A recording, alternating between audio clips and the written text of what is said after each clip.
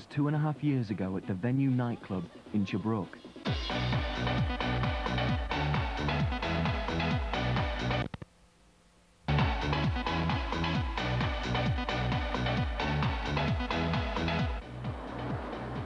During an argument outside the club, a gun was fired at the doorman.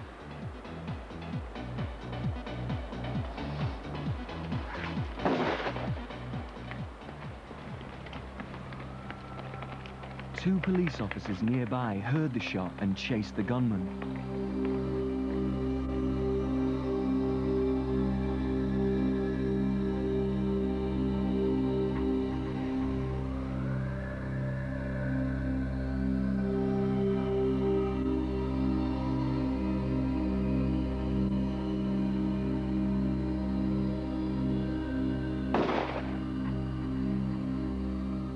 There is a disagreement about what actually happened. The arresting officer, Constable Titherington, said the gun was aimed at him and fired.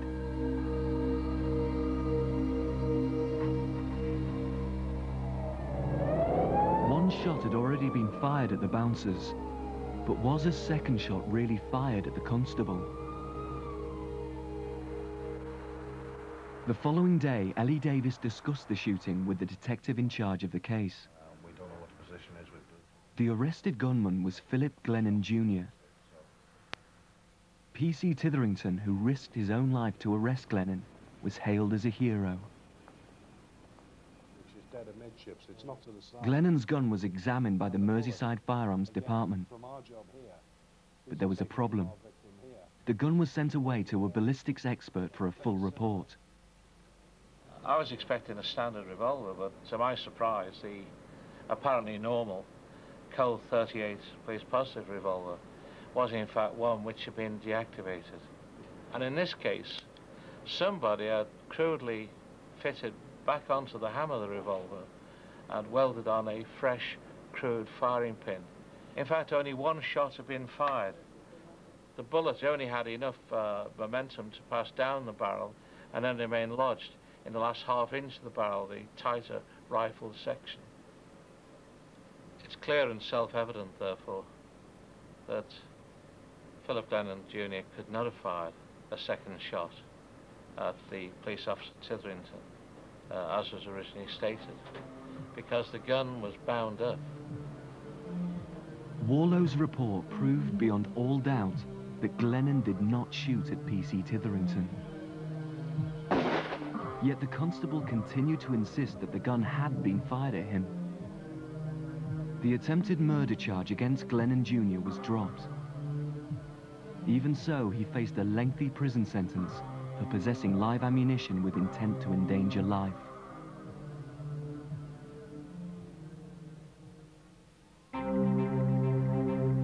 In Holland, Curtis Warren soon learnt about the case.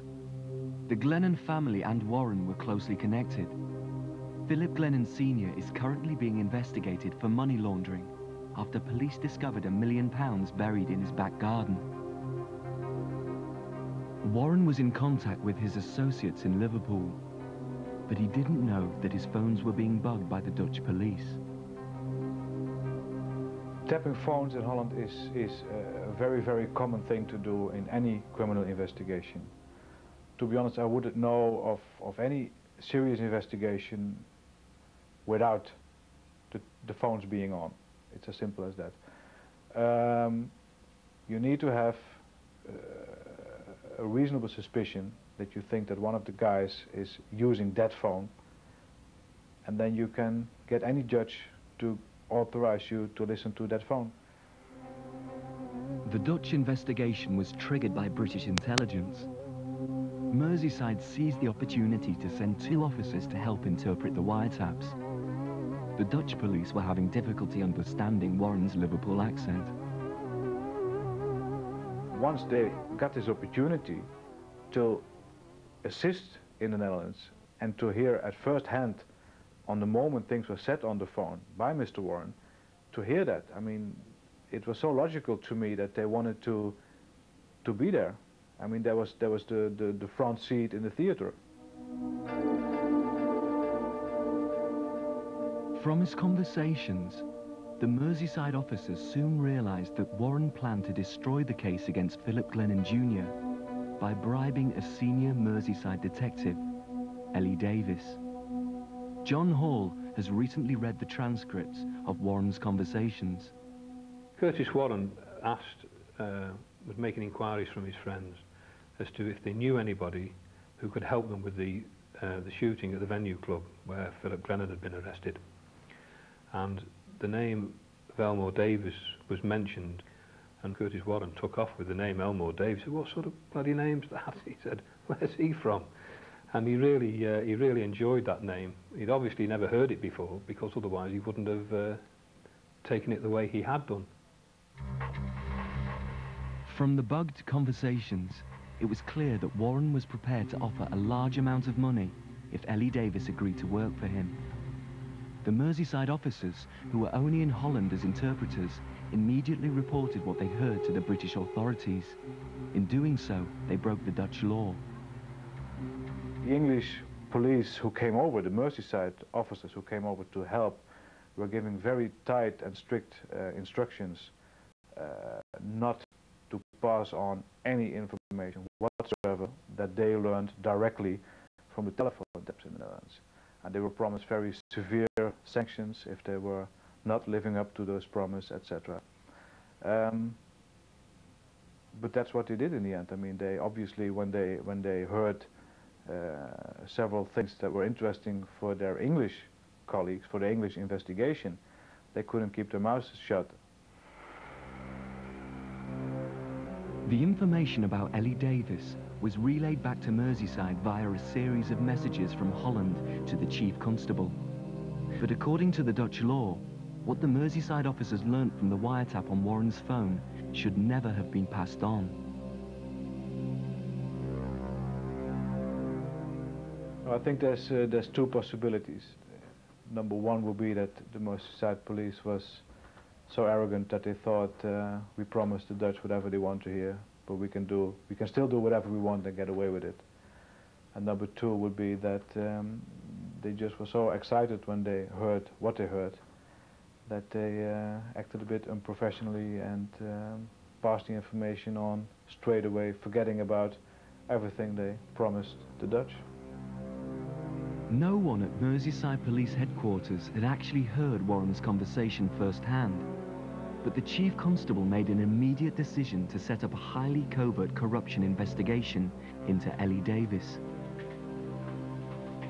Based in a secret location, it was called Operation Admiral. Davis was given the codename Nixon.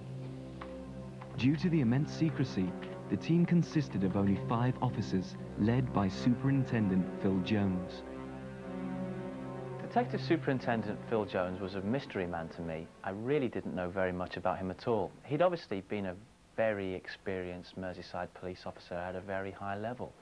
But because he'd been working so deep undercover for at least a year on the Ellie Davis inquiry, it appeared as though almost nobody knew anything about the man.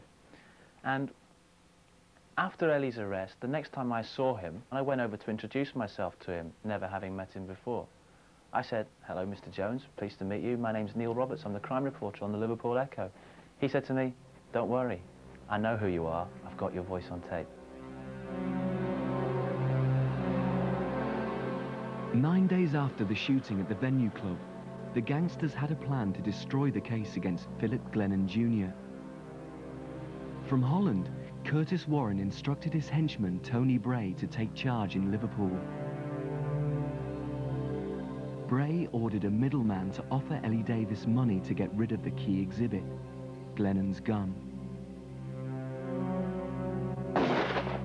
Having read the conversations between Bray and Warren, John Hall believes the plan failed.